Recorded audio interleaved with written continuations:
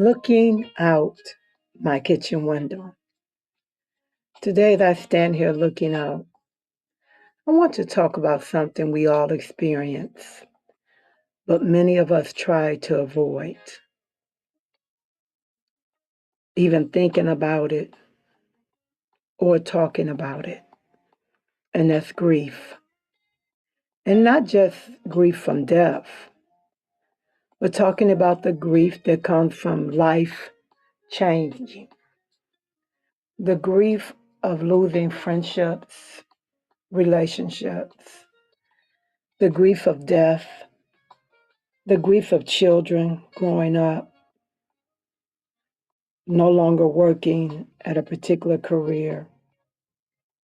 And what about the grief that health challenges can bring? The loss of the life that you used to live, that you enjoyed living. The grief of becoming a different version of yourself.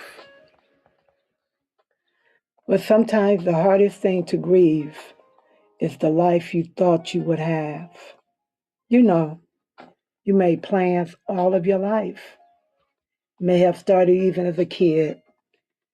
You begin to create in your mind the life that you will live. Let's start at the basics. What is grief? Grief is the emotional, mental, physical, and even spiritual response to a loss. And there's a science behind it. Researchers explain that grief impacts your nervous system, your stress hormones, brain chemistry, sleep patterns, your memory, appetite, and even emotional regulation. When we grieve, the brain struggles to process the absence of what once felt emotionally connected and familiar. That's why grief can make you feel tired, forgetful, anxious, disconnected, lonely, numb, and overwhelmed all at once. Your body is literally trying to adjust to a new reality. And let me say this gently. Just because grief is invisible doesn't mean it's not heavy. There are parts of grief you must travel alone. Now, this part right here, this is the truth. People can love you, pray for you, sit with you, encourage you. But there are moments in grief where it comes down to it's about you, it's personal. Moments where you're lying awake at night with your own thoughts. Moments where memories come rushing back unexpectedly. Moments where you must decide if you're going to stay stuck in this pain mentally, physically, and emotionally, or slowly begin moving towards healing and living in your new reality. Oh, yes, we can get stuck there and we can live there. Days, months, years, and even the rest of our lives. But in those lonely moments, you have to make a decision, a real decision. Would I allow this pain, my new reality, to destroy me or develop me? That could be a hard choice because in the midst of grief, you can't see anything further than what you're going through.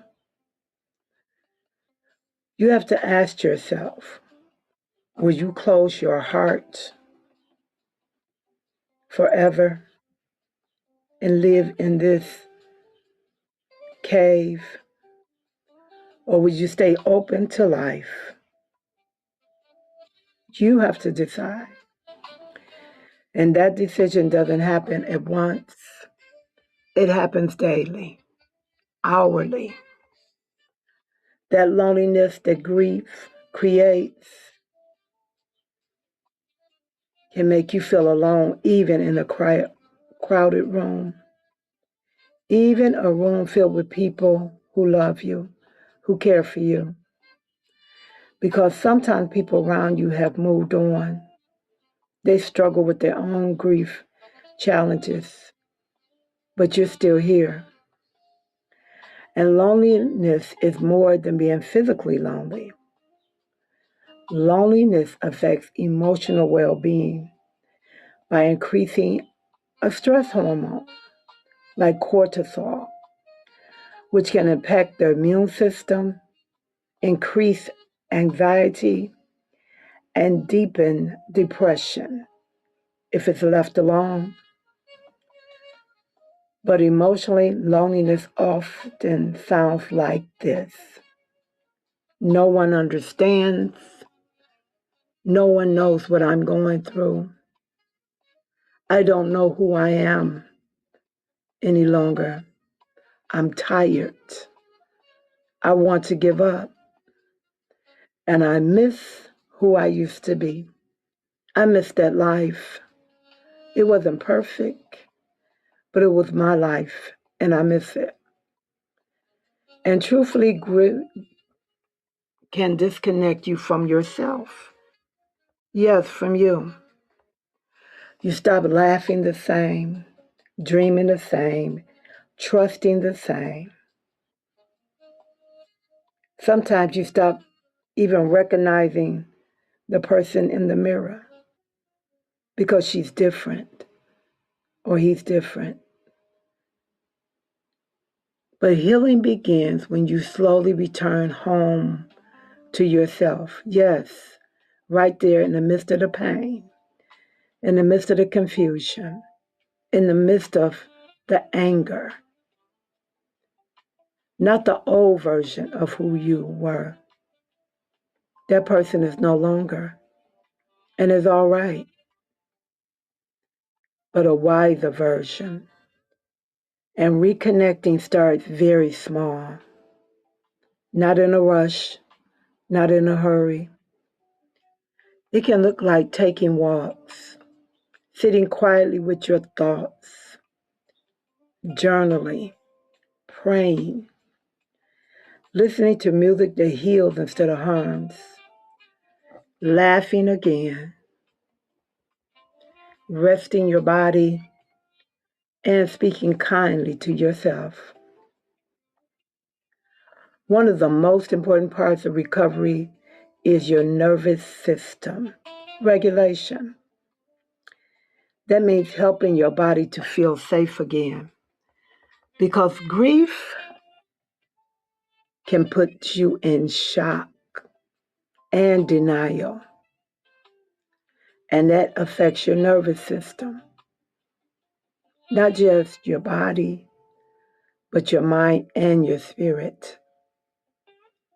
But you can begin again very slowly,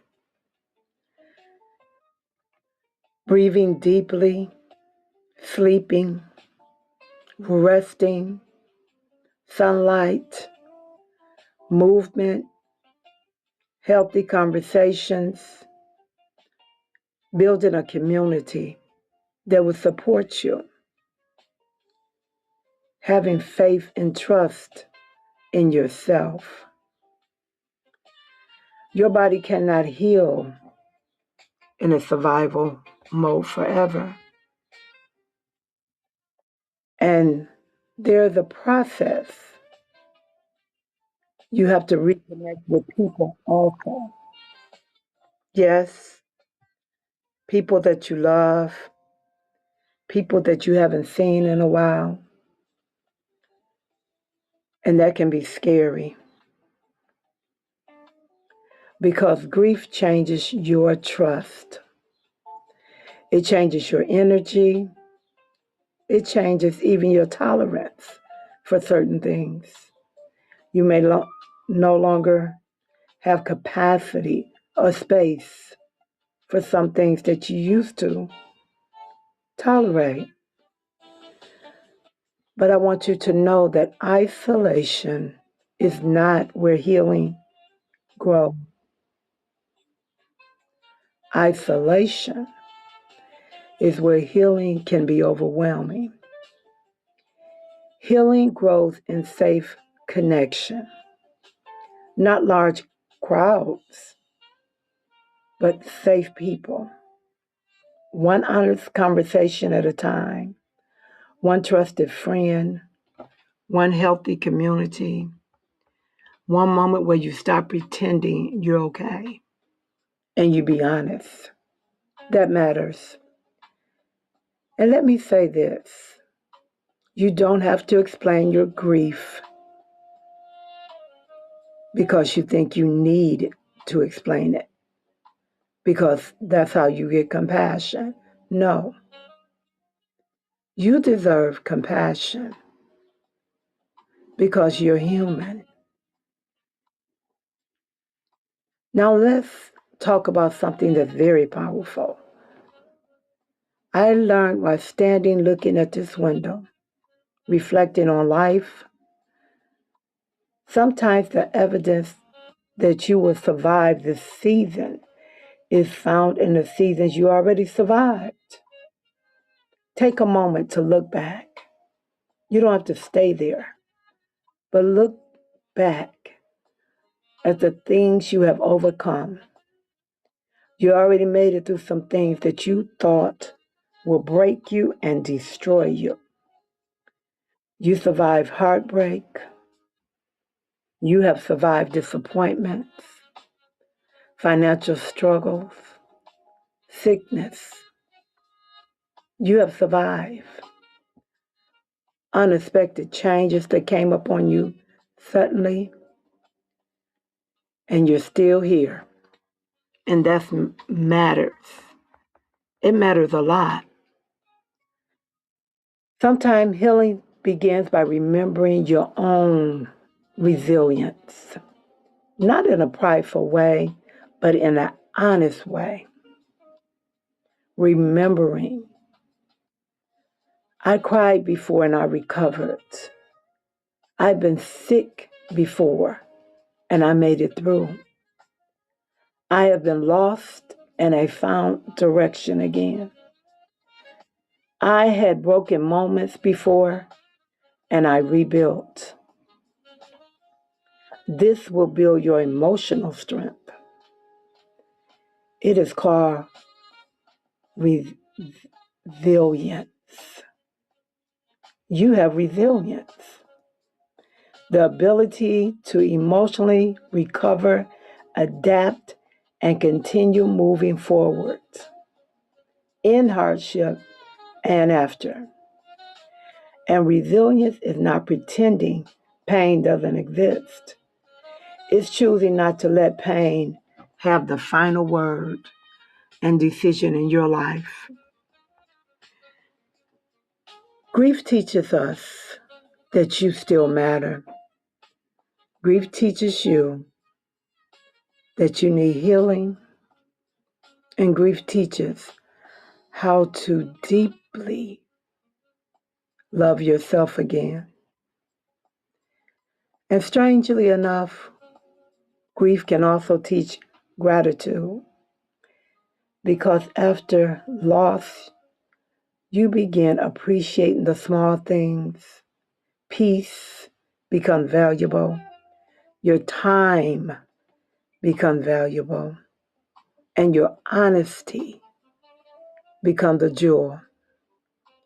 You stop chasing after shallow things and start realizing what's meaningful in your life. And maybe that one of grief's hidden gifts. It teaches us how to be present in the moment, in the second, in the day. And as I stand here looking out my kitchen window, I realize this. Grief changes you, but it does not have to erase you. Because whatever you went through, It's a part of your journey. Grief cannot make you disappear.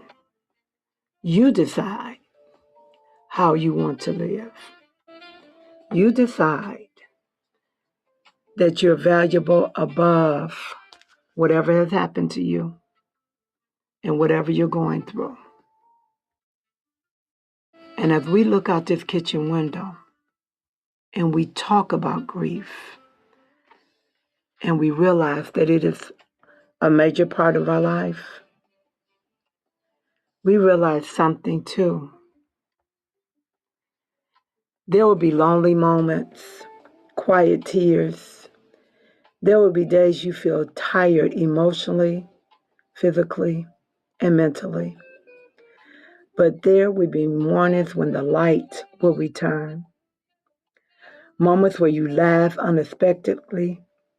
Moments where hope quietly walks back into your life. Moment where you realize you're healing and you're still here. Not perfectly, not quickly, but truthfully.